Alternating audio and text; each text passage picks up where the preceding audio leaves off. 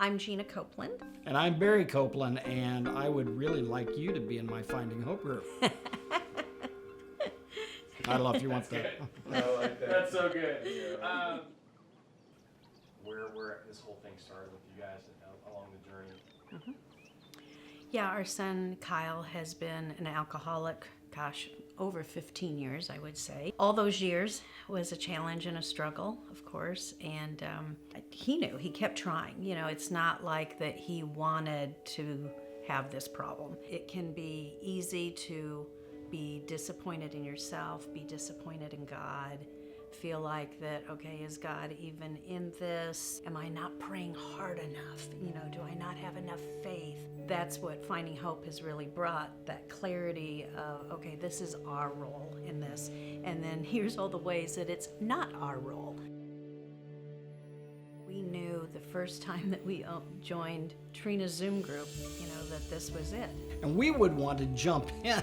I mean, it was just who we were. We just wanted to jump in and say, Can we pray for you? You know? So we were learning all the stuff that Kyle was learning.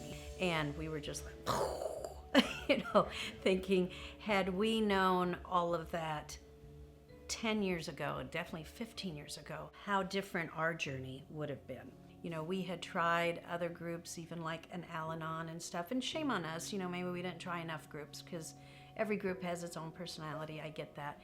But we just did not feel the click. I think what Finding Hope gave me was the fact that it was okay to be human, and it was okay that, number one, I didn't cause it, and I can't fix it. I think that was probably the biggest thing.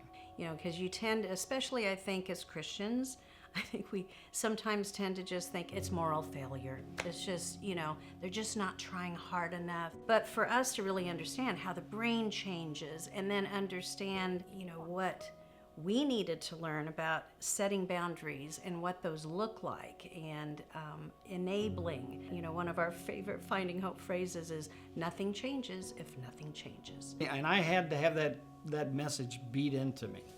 I still didn't want to give up. I'd say it, I'd recite it, but living it out was a whole nother thing. In other words, I didn't enable him to continue to be the way he was. And he became homeless. And we praise God for it. You know, so instead of, well, what if my son's homeless? Even if my son's homeless, you know, I know that God is going to be with him. I know that we will get through it because we trust in God.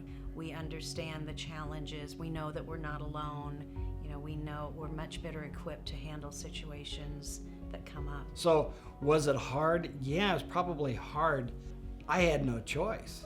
And that's when the greatest peace came into me. That's when I discovered the peace that came with just turning it over to God, because again, I had no choice but to turn it over to God. Like Gina said, nothing changes if nothing changes. So give it a try. If it doesn't work, then God's got another path for you. But give it a shot. But they've got a God behind it that can change everything.